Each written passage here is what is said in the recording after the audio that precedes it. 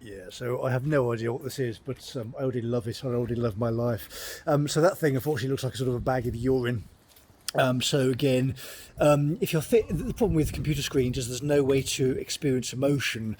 There's various ways you can trigger emotion and people, the ape, to respond to things, and one of those is of course smell. So if you imagine the smell of weeks old congealed urine, and think of the managing director, that's probably a good way to picture her based on her behaviour.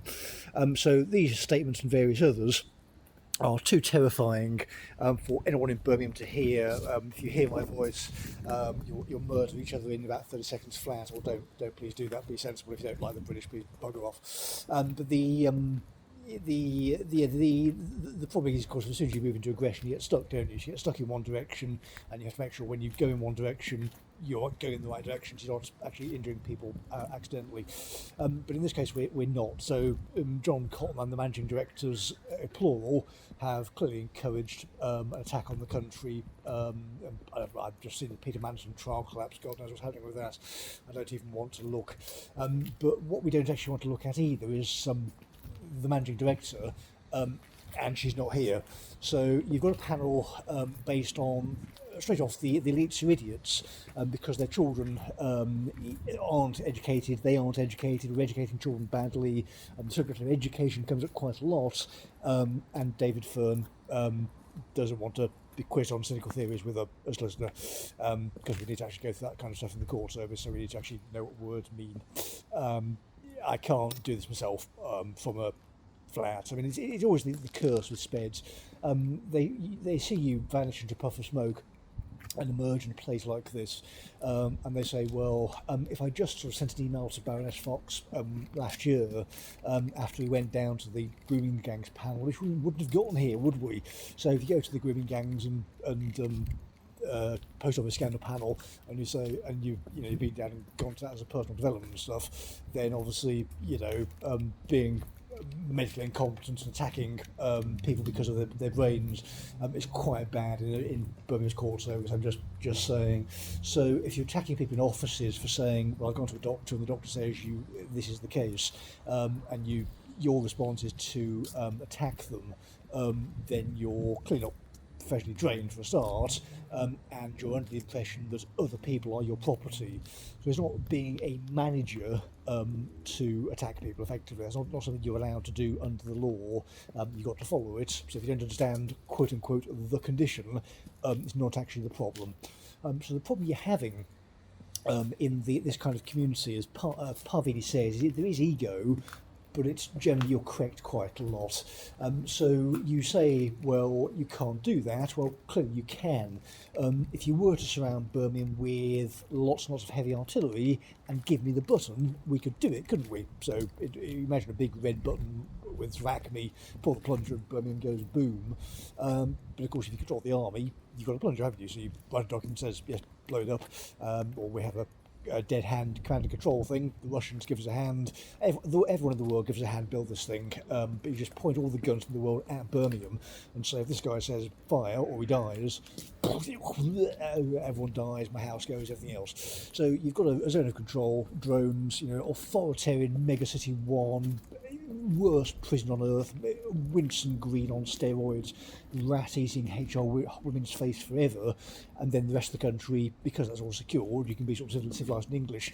So you step 1 foot out, and if you don't queue properly, you go straight back to Birmingham. So we'll let you out in a generation. But that'll be quite silly and authoritarian, so it's just the people we don't actually want there. So you have a processing hub of illegals, and then people who won't assimilate or can't assimilate and that kind of stuff, and you do population migration out, and if the straitjacket lifts, you can be sensible and have conversations without being violently assaulted, and we can get back to governing the country sensibly. But you can't just remove people, because you've got to be sensible and humane. So what you may want to try and do is think about how do we get this kind of stuff out to the rest of the world. So you say, well, okay, we'll speak to various governments in Africa. So they're coming to us and saying, okay, well, at the London thing, you've got various African Christians saying, we've got a problem. So, okay, well, we'll give you our surplus population. We will help. So if you want a mercenary, want to shoot at people, if you want me to shoot commies, I'll do it all day. I'll do it for free, love. Yeah, we'll give you a hand stabilising, get the Islamists out, certainly. But after that, it's time to go home, lads. War's over. British need to have a break from it. We need to get our country back and have a child in some cases, and just have a safe, silly island where we can play around and work out how the world works. We promise not to expand everywhere again, but if we do, just sort of look at the history, we tend to be generally fair, so that people who've just sort of invaded us and now attacking us, you can laugh if you want, but eventually we did leave peacefully unasked, so if you're not wanted, please can you bugger off, particularly in Birmingham. But in the interim, with the Breakdown Society panel, I don't see Jennifer South or David Fern, Deborah Gentieri, the managing director, John Cottlane's here, can't see my mother, my sister is probably better off elsewhere, I can't think of anybody else of note who would be here, but just ask yourself this, the ECHR is putting a block on an email server, a Proton Mail account, but nobody actually cares. I mean, why would you care about this kind of stuff? You're making the claim quite clearly and correctly that Kaczynski was wrong. He was just wrong. So Ted was frustrated by the lack of power, so you transplant it, of course, these days into screens by silly distractions. But if you want to get justice, you can just howl into a microphone, and as long as you howl long enough and you are correct and fundamentally just, then if you look at Christian ethics, other men have to look up, so you force them to. What's this guy saying? Jibber jabber, always want Platonist nonsense, just kill him. And one guy goes, oh right, he's got a point. Yeah, if we just found Birmingham with guns, that's makes sense. Yeah, I get it. Yeah, we'll stabilise the world via Birmingham. Do it the opposite way, and then we go back to the stars. So easy. So you do that as a policy proposal. Rupert may like it as a defence policy suggestion, but we're sort of thinking about this kind of stuff, because if your education is being a cryptographer, so you realise that the password to get out of Bishop Vesey and not be violently assaulted is CCC, because that's what the state wants, you get out that way, and then you've got the code, and then you don't have to care about education anymore. Your dad should actually sort of sit around and read books, so you can be an autodidact, and then you're just not killing people in Birmingham because they can't understand words you're saying because they're just too stupid, and they're too incompetent, and they're too dishonest in some cases, and they're too slow, and there's so many criminals, and they're just sort of fleeing in terror as you sort of write emails that contain Faust, and send it off to the HRC and say, well, I'll just publish it via Substack when I can be bothered, or upload something else to YouTube, or sell things, or whatever you like. We'll go back to if you want to go full Orwell, we'll go back to thumb drives, right? So this will be sort of a secret thumb drive stand at the ultra-nationalist right-wing conferences. We can hand out free piasbag when the managing director is found. I mean, we'll just do everything we can justifying this woman and just tear her apart. You get caught in the public body doing this, no, sorry love, off to jail, no more equity, equality and equity, no, out. And you clear these people out that way. So my colleagues are saying, well, where do we start? Where are your starting points? We're here to have a chat about security. So it is, again, firstly, death. So how do we engage with drone warfare? How do we protect ourselves? Again, no drones for a bit, guys, just in Birmingham. And, of course, we secure the country that way.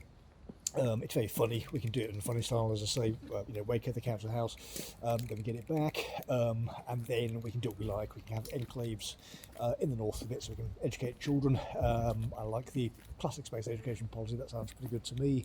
Lots of meat and good place to raise kids, and we secure the country that way.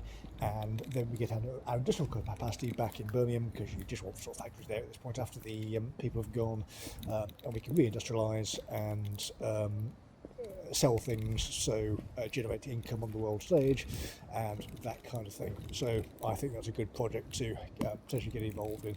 So yeah, I mean, the party leadership just says be sensible, and I hope I am if this is picked up, but I think this is a good solution.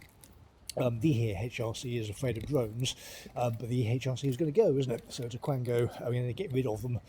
So the person answering the email server may not be beheaded personally, but it is a possibility, isn't it, if they are sort of behaving in a traitorous manner. So if you are the person monitoring the HRC whistleblower email box, or whatever you do, I'm not actually planning to fly a drone into your face anytime soon, although I would point out to you that the Czechs do sell basically VR goggles, so it is sort of a necromunda-like experience. You stick them on your face and suddenly you can fly. You can go huge speed and a very precise movement as well. And to look at people, because you can stick a microphone on the front and that kind of stuff. So you can be a super fast spy. You can kamikaze things all day, of course, all you like. It may not do that much damage, obviously due to the weight, but that's a potential. You can do so much with these things. But this is obviously a competence hierarchy, isn't it? Being a really good drone pilot is going to be a skill, like archery practice during or before a war. So the French come over and they've got all knights, and they're loads of them. They're really big and strong, and they're proud and fierce warriors. And the British go, oh, okay, we'll just kill you. Bang, bang, bang, bang, bang, and they'll die. So this is how we sort of tend to fight. We do appreciate the chivalric honour thing, but if you just sort of kill you efficiently, that's generally better, isn't it? Get out of the way, we should win the war, and go back to being the British. But in terms of a civil war, again, so David Betts says, where's the belligerents? So at the Civil War panel, we need to work it out, isn't it? Because they're going to be the belligerents, we know who they are. It's the other. So we say, okay, go there if you want, and then we'll do you please. Probably best to go back though, because it's a cold. And we're not going to nuke the stone. Okay, if you want to hang on to it for a bit, there's not a problem.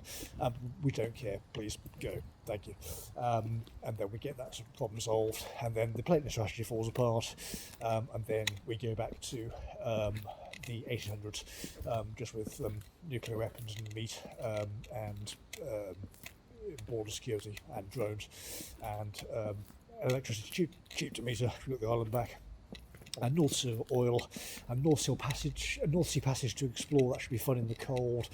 Lots of resources, and we can help the Americans stabilise their country and go out of this planet. As there's anything else out there, so you don't actually need to legally possess cannabis to make these kind of statements.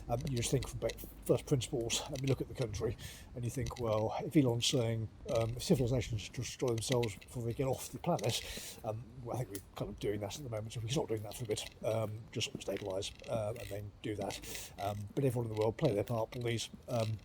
Behave in a civilised manner, or go and live in Birmingham.